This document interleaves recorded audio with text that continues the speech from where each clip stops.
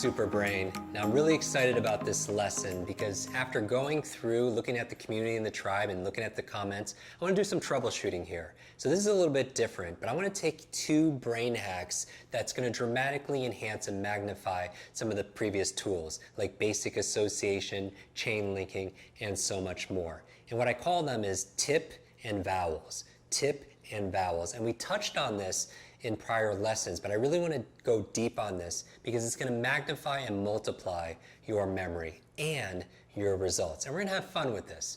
So thinking about the things that you've learned so far, one of the comments that were there were, how do you imagine this better? Or how do I glue these things together and remember it better? And that's really what I want to cover in this lesson. So if you haven't seen prior lessons, make sure that you're completely caught up, and then we're going to get engaged right now. So tip, what is the ultimate memory tip? TIP is turn into picture.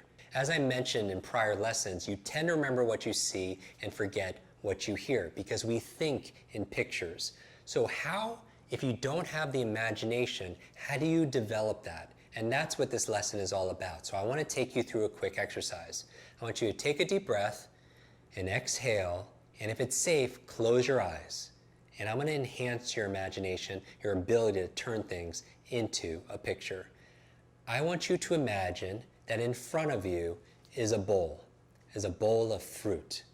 And I want you to look into the bowl, and I want you to see all the variety of fruit that's in that bowl. And as you're looking at the bowl, I want you to get a sense of what is that bowl made out of? Is it wood? Is it a glass bowl? Is it a metallic bowl? Ceramic? What is the bowl made out of? And even if you can't imagine it, imagine you can imagine it. And notice as you look in the bowl, what kind of fruit do you see? You might see apples, pears, bananas. I want you to look and notice that there's a bright yellow lemon. And I want you to reach in and take the lemon out, place it on the table in front of you. And I want you to notice also, besides the lemon, is a knife. And I want you to grab the knife and I want you to cut and slice the lemon in half. And as you're holding the knife, I want you to feel the weight of the knife, feel the grind of the lemon, notice the colors, notice the fragrance that comes out as you're cutting into the lemon. And now I want you to take the knife and just cut a slice off. And I want you to place the knife down and hold the lemon in your fingers. And as you're holding the lemon, notice the weight of it. It's lighter, right? And as you're staring at it, notice the color, notice the pulp, maybe you notice the juices that are flowing out of it. Notice the smell. Bring it up to your nose and just smell what that lemon smells like. Now, I'm going to ask you to open your mouth.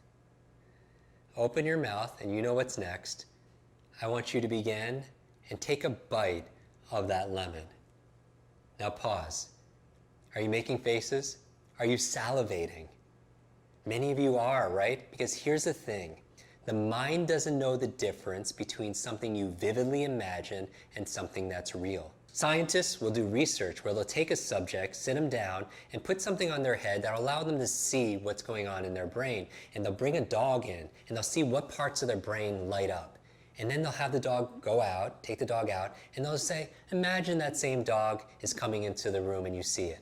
And just with the imagination, they'll notice the same parts of their brain light up. Because again, your mind doesn't know the difference between something you vividly imagine and something that's real. And you know this because if you've ever gotten nervous about something or very scared about something, maybe you had a bad dream. Does your body act accordingly? Does your heart start racing? Do you start perspiring, right? And you have that quote that says, a coward dies 1,000 deaths and a courageous person just once. Because what happens every single time you're fearful about something? It's like you go through and you live it every single time. And so your mind doesn't know the difference between something you vividly imagine and something that's real. And so you want to be able to build your imagination. So in terms of tip, turn into a picture, one of the exercises you could do today is imagine something in front of you and just practice doing that. You could put an object in front of you and look at it. Maybe it's a vase, maybe it's a flower, maybe it's a photograph. And just look at it, close your eyes, and see if you could still see it. And then open your eyes, look at it again, and then close your eyes and then imagine it in front of you. and do many different iterations till it becomes closer to closer of what you have in here matches what's outside. Does that make sense? It's one of these exercises you could do to enhance your visualization ability and also enhance your imagination. Now, the other part of it that we notice in the community, people saying, how do you link these two things together? Once you turn into a picture, how do you connect those two things together? And the secret behind it are the vowels. The vowels. And what are vowels? The vowels in a word are something that connects the words and keeps it together. And so what are the vowels? A, E, I, O, U. The A reminds you of action. You want to use action when you connect two things together. You have a fire hydrant, and you tie a balloon, and all of a sudden there's action, right? The fire hydrant goes up in the sky and there's water shooting everywhere. We remember things that have action. The E stands for emotion and exaggeration. It wasn't just one balloon, it was a really big balloon, or as many balloons, right? And you added emotion. When the diamond fell down off the board onto Sir Lancelot's head, you had humor or violence or some kind of emotion. The I in the vowel stands for illogical. You want to make it illogical. You didn't just take batteries and put them next to the barrel. It was like someone was throwing batteries out of the barrel. It wasn't just a board. It was like a surfboard on the side of the barrel. And rolling down the barrel was a diamond, right? That's so illogical, and that's why we remember. We don't always remember things that are logical, but things that stand out are illogical. Finally, the O and the U. The O stands for outstanding. You want to make images and link two things together and make it outstanding. And the U is unusual and unique. And really, it's a different play on words, but we're talking about making things unusual, different, outstanding. Taking the ordinary and making it extraordinary. You're taking ordinary things that are outside that you need to remember, and you're making it extraordinary in your mind. And by making it extraordinary, you become unforgettable. Okay. So what is your homework? Very, very simple. I'd like you to practice building your imagination. Again, taking an object, putting it in front of you, and then closing your eyes and notice the details inside your imagination.